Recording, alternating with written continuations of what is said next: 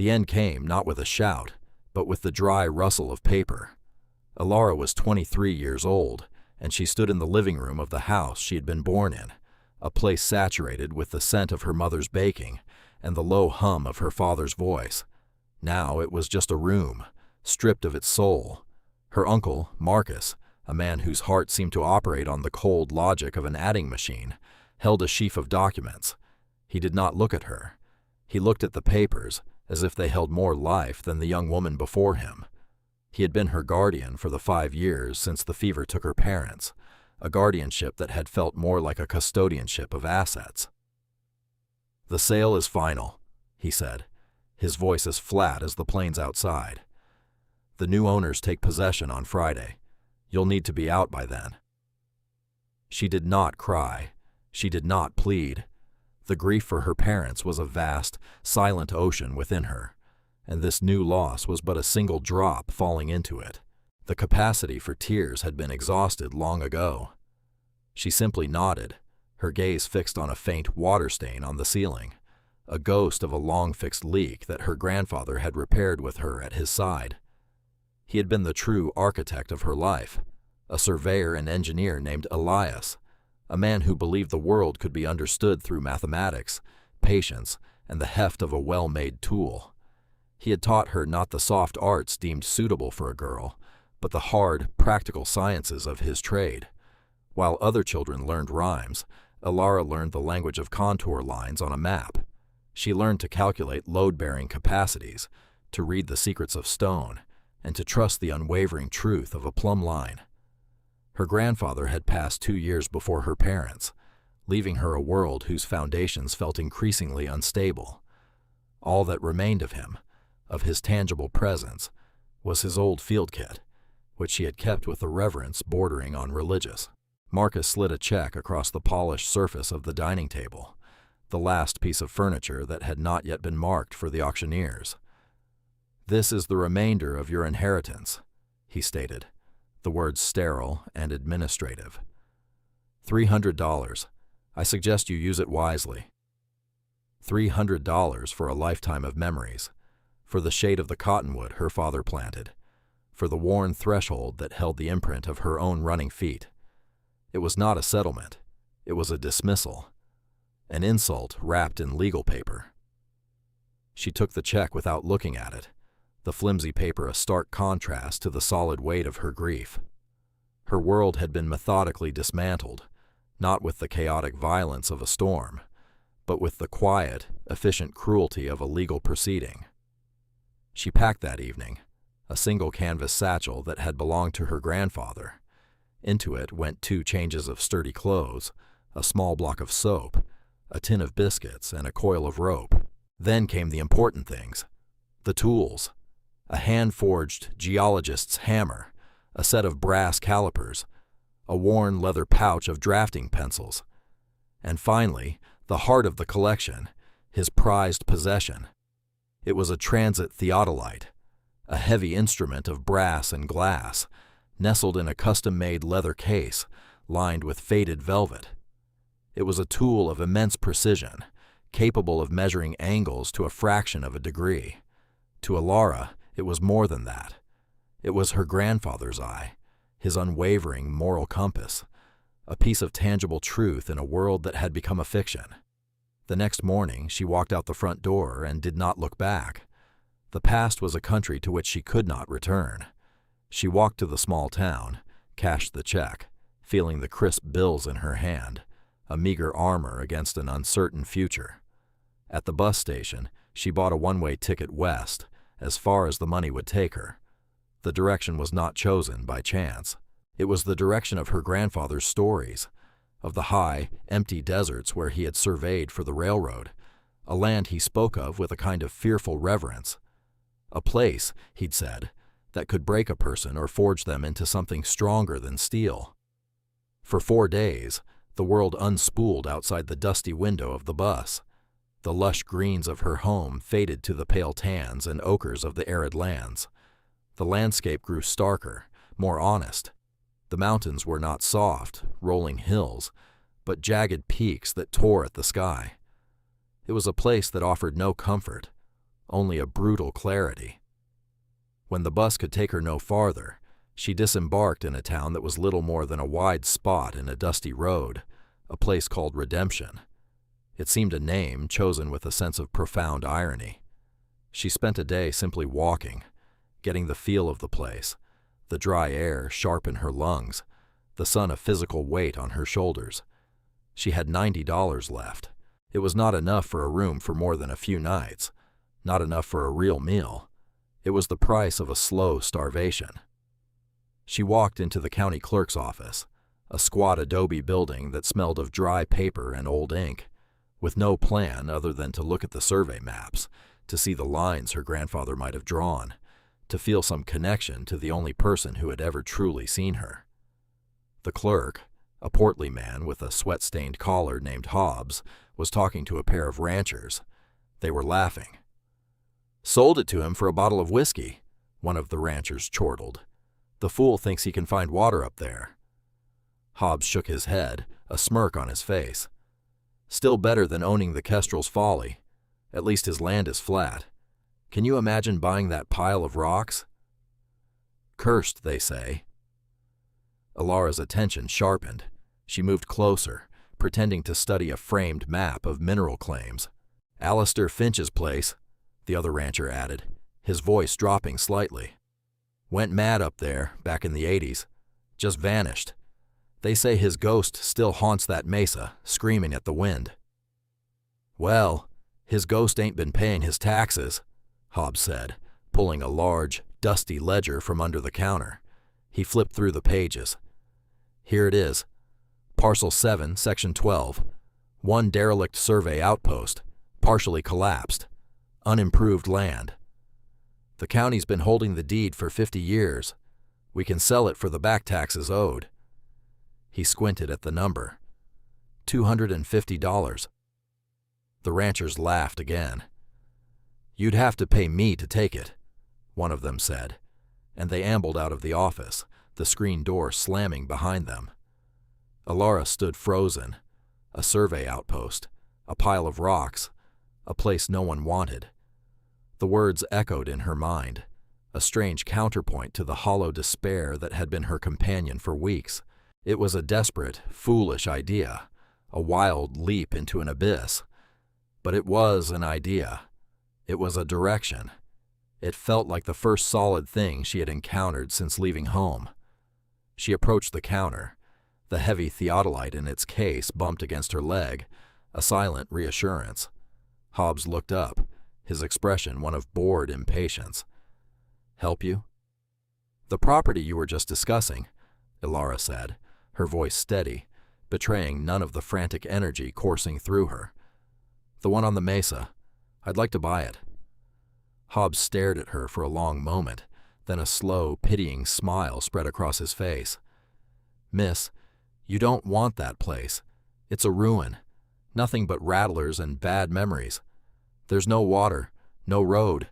It's worthless." "I have the money," she said, pulling the worn bills from her pocket and laying them on the counter. She counted out $250, every last cent she could spare. The clerk's smile turned into a smirk of disbelief. He shrugged, as if to say it was her funeral. He filled out the deed transfer with a scratchy pen, his movements slow and theatrical. He took her money, stamped the document with a heavy, final-sounding thud, and slid the deed across the counter. "Congratulations," he said, the word dripping with sarcasm. "You're the proud owner of a whole lot of nothing. Kestrel's Folly is all yours." Alara took the paper. It was a simple, legal document, but it felt as heavy as a foundation stone. She had traded the last of her past for a piece of a worthless, haunted future. She walked out of the clerk's office and into the searing sunlight, the deed clutched in her hand. For the first time in a long time, she felt not the crushing weight of what she had lost, but the terrifying, exhilarating lightness of having nothing left to lose. She had a place. It was a ruin, but it was hers. The journey to the mesa took 2 full days on foot. She followed an old, faded track that was more a suggestion than a road, her grandfather's compass her only reliable guide. The landscape was brutally beautiful, a panorama of stone and sky that dwarfed her, making her feel small and profoundly alone. The silence was absolute, broken only by the whisper of the wind and the crunch of her own boots on the gravelly soil. She conserved her water and ate the last of her biscuits, her body aching with a fatigue that went deeper than muscle. She saw the mesa on the second afternoon, a massive flat-topped mountain rising abruptly from the desert floor, its sheer cliffs glowing red in the setting sun. Kestrel's Folly, according to the deed's rough map, was built into its western face. As she drew closer, her initial flicker of desperate hope began to gutter and die. The outpost was not just a ruin, it was a wound in the rock. What might have once been a sturdy, stone-built structure was now a gaping maw, a chaotic jumble of fallen timbers and massive blocks of sandstone. The roof was gone, the walls had crumbled, and the entrance was choked with a century of wind-blown sand and debris. Alara dropped her satchel in the dust. The sheer scale of the dereliction washed over her, a cold tide of despair that threatened to pull her under. Hobbs had been right. It was a whole lot of nothing. She had spent her last dollars on a tomb. For a long moment, she simply stood there, a solitary figure against the vast, indifferent stone, and let the desolation seep into her. The sun dipped below the horizon, and the desert chill began to set in. Survival, a primal instinct, pushed back against the despair. She could not afford to break, not here. She picked her way through the rubble, her steps cautious. Her first priority was shelter. Most of the structure was open to the sky, a treacherous maze of broken rock. But toward the back, carved deeper into the mesa itself, she found a small, cave-like room that was mostly intact. It was perhaps 10 feet square, the walls made of dressed stone rather than the raw cliff face. A thick lintel stone above the doorway had held, protecting the space from the main collapse. It was filled with sand and debris, but it was a solid space, a refuge from the wind. This would be her sanctuary. For the next week, her life found a new, simple rhythm, governed by the sun and the demands of labor. Each morning she would work, clearing the rubble from the main structure, one rock at a time. It was backbreaking, monotonous work, but it was purposeful. She sorted the debris with a surveyor's eye, setting aside usable timbers and intact facing stones. In the heat of the day, she would retreat to her small alcove, and in the evening, she would venture out in search of water, eventually finding a small, reliable seep spring a half-mile away at the base of the mesa. She was slowly, painfully, imposing a fragile order on the chaos. It was during the clearing of her shelter that she found it. She was working on the rear wall of the alcove, scraping away the packed sand and dirt. Her fingers, raw and calloused, brushed against the stone surface. It felt different from the surrounding rock, smoother. She cleared more dirt away and saw that the entire back wall was not the natural, rough-hewn rock of the mesa, but a carefully constructed wall of massive, fitted ashlar blocks. The masonry was superb, the joints so fine they were almost invisible. It was the work of a master craftsman, utterly out of place in this remote ruin. Her grandfather's lessons surfaced in her mind. "Look for what doesn't belong," he used to say. "Nature is chaotic. Man builds in straight lines, but a clever man knows how to hide his lines." A flicker of professional curiosity, an instinct honed by years of his teaching, ignited within her. She took out his plumb bob, a simple brass weight on a string, the most honest tool a person could own. She held it up to the wall. The string hung perfectly vertical, a line of absolute truth, and the wall behind it was not. It was off by a single, almost imperceptible degree. It was a deliberate flaw, a secret told in the language of stone. Her eyes scanned the wall, searching for another clue. Near the floor, half buried in the dirt, was a single, large iron bolt, thick as her wrist, set directly into one of the stone blocks. She had noticed it before, but dismissed it as an old anchor point. Now she looked closer. The desert air was a corrosive agent, and every other piece of iron in the ruin was eaten away with deep orange rust. This bolt was dark, almost black, and while it was old, its surface was relatively clean. It had been protected from the elements. It had been inside.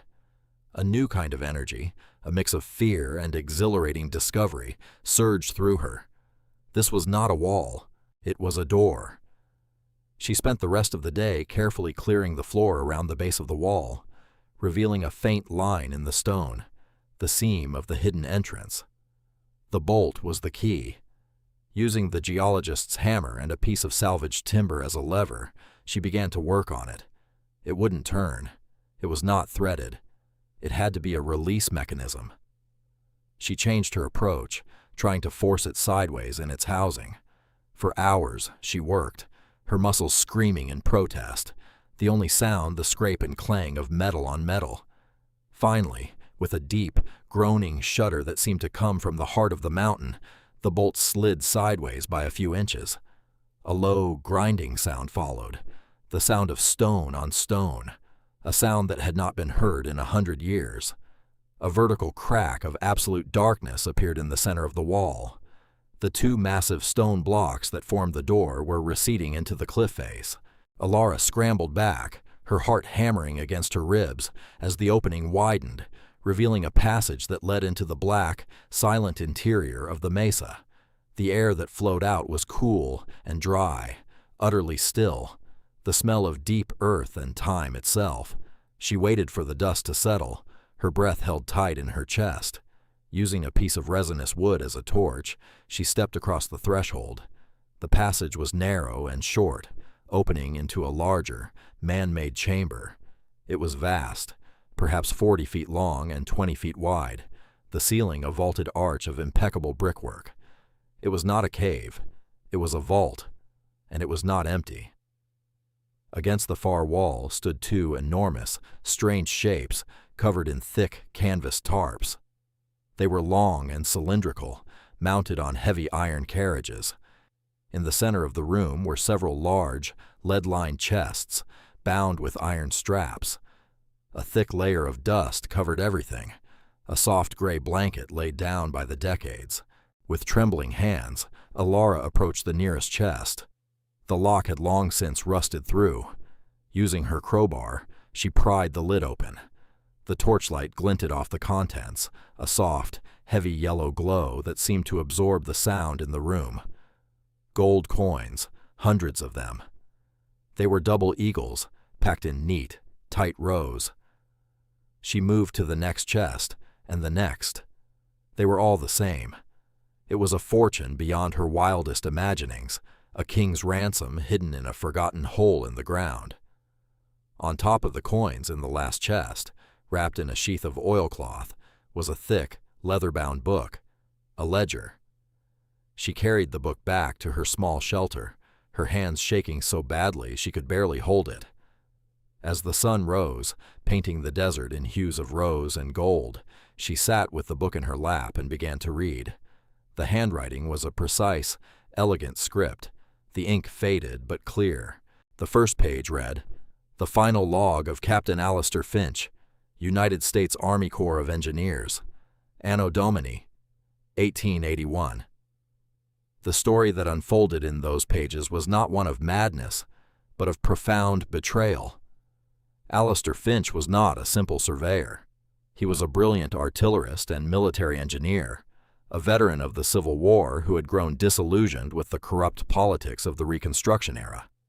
He had designed a new type of long-range cannon and a revolutionary fortification to house it, plans that were stolen by his commanding officer, a politically ambitious general named Thorne. Thorne took credit for the work, was promoted, and had Finch quietly disgraced and reassigned. Finch's new post was a secret, off-the-books project. He was sent to this remote mesa with a hand-picked team of loyal engineers and masons and a massive budget in gold coin to construct a hidden strategic battery. It was the height of the westward expansion, a time of tension with foreign powers and the lingering possibility of another national schism. This fortress, armed with two of his advanced cannons, would control the key railroad and water routes for 1,000 miles in every direction. It was a secret bastion, a final line of defense for a nation that was not yet certain of its own future. He and his men had toiled for 3 years in absolute secrecy, quarrying the stone from the Mesa itself, building this incredible fortress inside the mountain.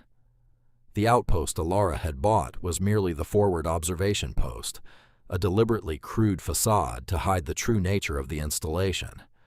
But politics shifted back east. The administration that had commissioned the project fell from power. General Thorne, eager to erase the last living link to his theft, declared the project a boondoggle, and its commander, Finch, unstable.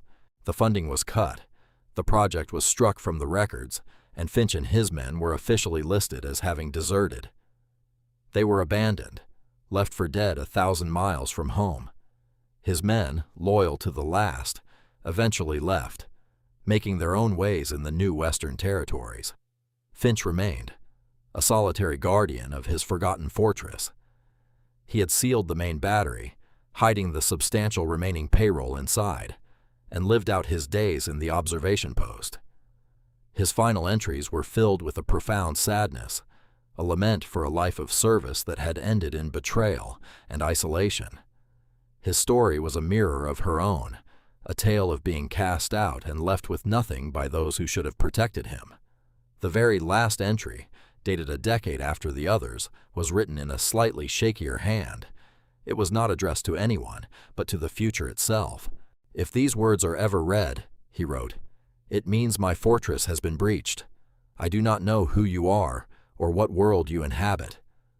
But know this place was not built with malice, but with honor, and a deep love for a country that ultimately did not love me back. The gold is a burden I can no longer carry. It is yours. The fortress is yours. It is strong.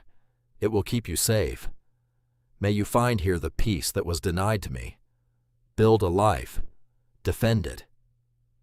Alara closed the book, tears finally blurring her vision. They were not tears of grief, but of a strange and profound kinship. She was not alone in her desolation. 100 years before, a man she had never met, a fellow outcast, had left her an inheritance, not just of gold, but of purpose, a fortress, a home, a command to build a life. The gold changed everything, and it changed nothing. The work remained, but now it was not the desperate labor of a survivor.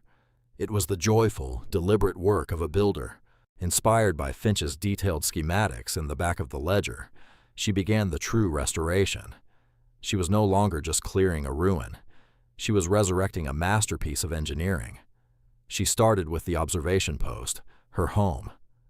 Using the best of the salvaged stone and timber, she began to rebuild, her work guided by Finch's precise measurements and her own innate understanding of structure. Her first trip back to Redemption was a different experience. She walked into Maria's Mercantile, the town's general store, not as a waif, but as a customer. Maria, a sturdy woman with wise, knowing eyes, watched as Alara laid out a list: lime for mortar, new ropes, pulleys, milled lumber, sacks of flour and beans, things that spoke of a serious and long-term endeavor. When it came time to pay, Alara placed a single, heavy gold double eagle on the counter. Maria picked up the coin, tested its weight in her palm, and looked at Alara, a new respect dawning in her eyes. "This is old," she said, not as a question, but as a statement. "My inheritance," Alara replied simply. Maria nodded slowly, accepting the explanation without question. People came west to forget their pasts and build new futures. The details were their own business. She gave Alara a fair rate of exchange in store credit and arranged for the supplies to be delivered by wagon as far as the old track went. A new, practical relationship was forged over that counter, built on the solid foundation of commerce and mutual respect. Her next stop was the blacksmith shop. It was run by a man named Jedediah, a towering figure with arms like tree limbs and a face that seemed permanently set in a scowl. Alara needed custom tools, chisels tempered for the hard Mesa sandstone, a large iron ring for a winch she was designing. She didn't ask for help. She unrolled a detailed drawing on his workbench, a technical schematic worthy of her grandfather. Jedediah studied the drawing, his expert eye taking in the precise angles and clear notations. He grunted, a sound of grudging approval. "You draw this?" "Yes," Alara said. "Know what you're doing," he stated. He picked up one of her grandfather's calipers that she'd brought for reference, feeling the balanced weight of the old brass. "Good tools." He looked from the tool to her, and for the first time, his scowl softened almost imperceptibly. "Cost you," he said. Alara placed another gold coin on the anvil. Jedediah looked at the coin, then back at her. He nodded once. "Be ready in a week." He had recognized in her not a customer, but a fellow craftsperson, someone who understood the integrity of well-made things. Word of the strange young woman working the folly began to spread through the small community. Most still thought her a fool, but a fool with mysterious resources. Her work was watched from a distance by Silas, an old trapper who had spent his life in the canyons and mesas. He had seen her toil from afar, marking her discipline and her tireless energy. One evening, as she was returning from the spring, he was simply there, sitting on a rock near her camp, a rifle across his knees. He was weathered and lean, his face a map of his long years in the sun and wind. "You work hard," he said, his voice a dry rasp. Alara, startled but not frightened, simply nodded. "This place has a history," he went on. "Bad history, most say. But the land doesn't hold grudges. It only asks for respect." He told her of the seasons, of where to find the best firewood, how to read the signs of an approaching storm. He offered his knowledge freely, a gift from one solitary soul to another.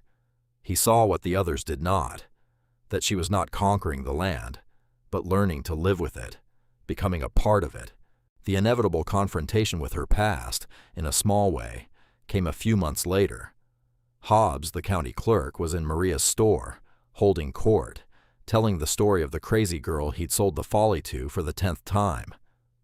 "And I told her," he was saying loudly. "I said, 'You just bought a whole lot of nothing.'" Maria, who was weighing out a sack of flour for another customer, paused. She looked at Hobbs, her expression unreadable. "That's funny," she said, her voice carrying across the quiet store. "For someone who bought nothing, Miss Alara is my best customer. Her credit is sound, and she always pays in gold." A thick silence fell over the store. The other patrons looked from Hobbs to Maria and back again.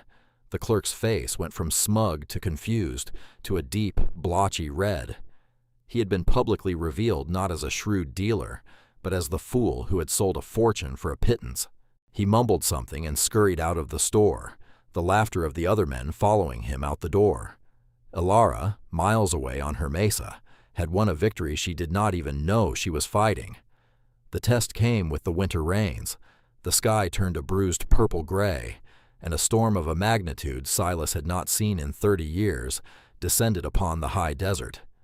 Rain fell not in drops, but in solid sheets. The dry arroyos and washes became raging, muddy torrents. From the safety of her restored outpost, now a snug and solid fortress with a stone roof and thick wooden shutters, Alara watched the storm through her grandfather's theodolite. She saw the river that ran alongside Redemption swell and burst its banks.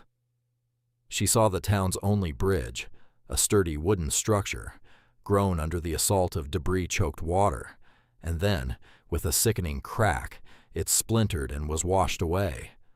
The town was cut in two, and the lower sections were flooding fast. They were trapped. Panic seized her for a moment, the old helplessness threatening to rise. Then she thought of Finch's ledger. In his meticulous notes on the region's topography, he had detailed the construction of a secondary, high-level stone bridge he had built a few miles upriver. It was part of his plan for military supply lines, built on high ground, engineered to withstand a 1,000-year flood. It had been forgotten for a century. Without a second thought, she pulled on her oilskins, packed a mule with ropes and medical supplies from Finch's stores, and ventured out into the storm. Following the coordinates from the ledger, she found the bridge. It was overgrown with brush, but it was exactly as he had described it, a graceful arch of perfectly fitted stone, standing serene and untouched by the raging water below. She crossed it and made her way down the far side of the canyon, arriving at the outskirts of the panicked town like an apparition. She found Jedediah and Maria organizing a desperate evacuation of the flooded homes. When they saw her, their faces registered shock, then a dawning of hope. "The bridge is out," Jedediah yelled over the roar of the water.